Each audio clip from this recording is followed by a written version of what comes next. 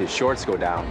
Ryan and I told him that we're a team, we're a family, and we won't make him embarrassed by being nude, so we'll do the same. Ryan and Austin talking strategy. What are you guys doing? They better hope they don't lose their weenies out here. Great. Now Andrew's naked. It's gonna be a great race. Strike wins immunity! And we didn't even have to get naked! Internet, my name is Thunder P, and we are counting down the 10 greatest moments from Survivor Season 7 Pearl Islands. A chronological list from the premiere to the finale. If you haven't seen the season, this is your warning. Full spoilers ahead, top to bottom. And if you haven't seen it, what are you doing? I'll pause the video right now. Please go watch it.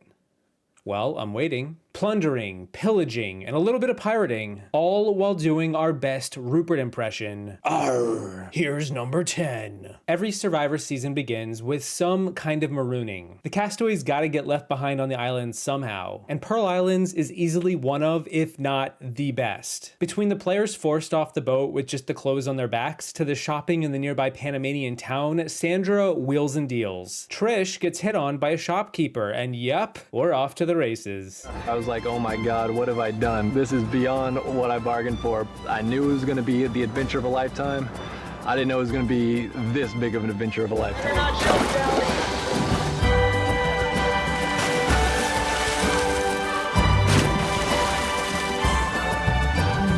The lady at the store had it in for Trisha. Trisha thought the lady was laughing and giggling with her or whatever, but the lady actually, I think, liked her in a sexual way. We managed to get a ton of stuff for the little bit of money we had. But hold your horses. Number 2 is one of my favorite moments in all of Survivor, and it deserves a special mention. During the shopping scene in the premiere, we get Rupert stealing the Morgan tribe's shoes. They walk right up, leave their shoes in front of him, and he just takes them. And Andrew Savage was none too pleased. If they were gonna be silly enough to put it right next to me, I'm gonna put it in my thing. All their trade goods, all the little women's shoes, the insoles, everything that I could find in theirs, I took. Take them, get anything. Whose are these? Pirated. Pirates pillage. Number 3 goes to the infamous rivalry between Austin and Pelican Pete. That dastardly bird. Austin wasn't a fan of them, and I gotta wonder if what the Pelican did by waddling around unabashedly didn't help contribute to Austin quitting the game. Staph infections, Pelican attacks, losing your will to play the game. Is this bullying?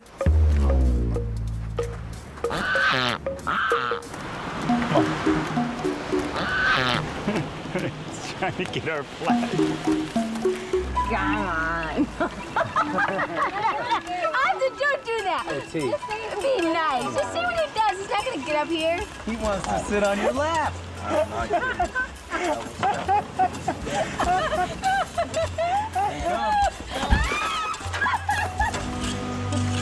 I have no problem chopping that thing's head straight off. I mean, if you're afraid of the jungle and you're afraid of the sea and you're afraid of birds, you know what? Don't even come out here.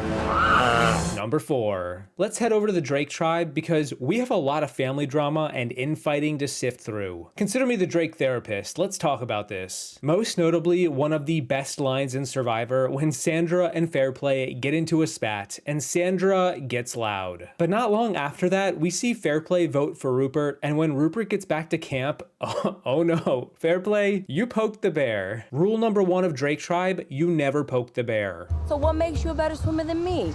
I'm not saying that you can't swim. I'm just saying we always want to have our The best. day we jumped off the boat, where were you when I was already on shore? From the boat, when we jumped off the boat and we went to the shore, if you beat me so bad and I just used my arms, how bad did you beat me? You know what? I can get loud too. What the Who the hell voted for me? John? Yeah, Who the hell voted for me? I did. What the was that tonight? I was ready to kill John. I literally grabbed that little scrawny ass by the neck and pop his head off him like a chicken. I want to know why I wasn't included in the conversation. Included in me?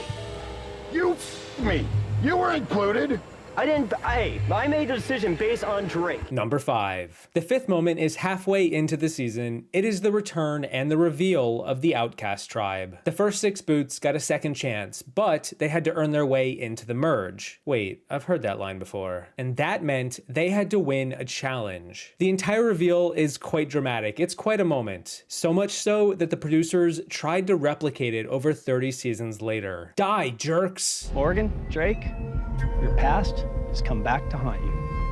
Come on in, guys. No way. Not unlike the pirate days, they got tired of somebody, felt they were no longer worthy, they shipped them out to sea, left them for dead. Typically, they died, but every so often, they didn't. The Outcasts defeat Morgan and Drake! This challenge is over! Speaking of death, how about crushed dreams? Number 6 is one of the biggest blindsides ever when Rupert is taken out at the final 8. This vote sent shockwaves through the fan base and is still one of the biggest we have ever seen. Rupert was a huge character. Fairplay and Burton were proving themselves to be snakes, and Sandra had to start getting mean if she ever wanted revenge. 9th person voted out of the tribe. Rupert. Need to bring me a torch. Rupert, the tribe has spoken. Which leads us to moment number 7, right after the Rupert blindside, when the tribe gets back to camp and Sandra knocks over the storage of fish. Because they were in the dark, nobody knew who did it, but everyone blamed Krista, and Sandra decided to keep her head down to keep the target off her back. Where's that snake mother John? I'll tell you what, can't nobody trust that bitch right there. I hope these 3 ladies turn on your ass, because you cannot be trusted. Okay. Who threw the fish out? Sandra, did you throw the fish out? No, I'm hungry. What the f I'm gonna do with throwing fish out? They had taken the bucket of fish, thrown it out, and said, oh, I don't know what happened. I didn't take any fish. I wasn't even in this area. Sure. Was I ever here in this area? Yeah. Never. That was the most idiotic, childish thing I've seen since this game has begun. Krista swears she didn't do it. I think she did it. When we got back to camp, I kept thinking, you know what? They're not coming to enjoy Rupert's fish. Screw that. And I trip on a vine and I spill all the fish. Number 8. You know the moment. You know the moment. The well-known dead grandma lie from Johnny Fairplay at the final 7 Loved Ones Reward Challenge. Fairplay planned this ahead of time with his buddy Thunder D, and as far as gameplay goes, this move is one for the ages. So absolutely dastardly, so meta. The tribe fell for it, his grandma wasn't actually dead, but they let him win the challenge believing she was. Well, everyone except for Sandra. Sandra, how heartless are you? Oh, dude, how's Grandma? Huh? How's Grandma? She died, dude. It was either gonna be my buddy or my grandmother coming, and my grandmother's not here for a reason. Sandra, first move. Fairplay's buddy. Dan, take 1 step back. I mean, I have about 1 million questions I'd like to know about my grandmother, but obviously some people don't give a so Sandra's It's not all about you all the time. Yeah, baby. Thank you, guys. Thank you so much, guys. Thank you. I'm so happy right now. Your buddy Dan is coming back to camp with you. You're gonna share in everything about that camp. I love you guys. Thank you, every single one of you. Thank you. Thunder D. This is Thunder D, guys. Thunder D is the greatest guy in the world. I've gotten to know John. He hurts just as much as anyone. This is what we had to do for him to have some time to talk over his grandmother's death with his friend. That was a brilliant performance, sir. Like that? Yeah, thank you. Did you like mine? I couldn't cry, I tried. My grandmother's sitting home watching Jerry Springer right now. The fake dead grandmother could easily go down as the dirtiest thing ever to be done in this game. Your grandma's gonna hate you. My grandma's gonna love it. Number 9. The final 5 round is a fantastic bout of alliances and loyalties shifting on a dime. Fairplay and Burton go on a reward, leaving the 3 women back at camp to do nothing but wait for their inevitable demise. Except, no, that's not what happens. The women band together and blindside the men. Burton is sent packing for a 2nd time in 1 season, and Fairplay is now a dead man walking. Hey, fair play. Because he didn't want me, I guess, to have my fingers crossed. How dumb is that? So I said, I swear on my kids. And in my head, and mumbling under my breath, I was like, I swear on my kids that I'm gonna screw you and Burton. All three girls are as dumb. There's no, they share a brain collect. I don't even think they share a whole brain, or obviously they would figure out, hey, we can get rid of these guys. They're foolish. 12th person voted out of the tribe.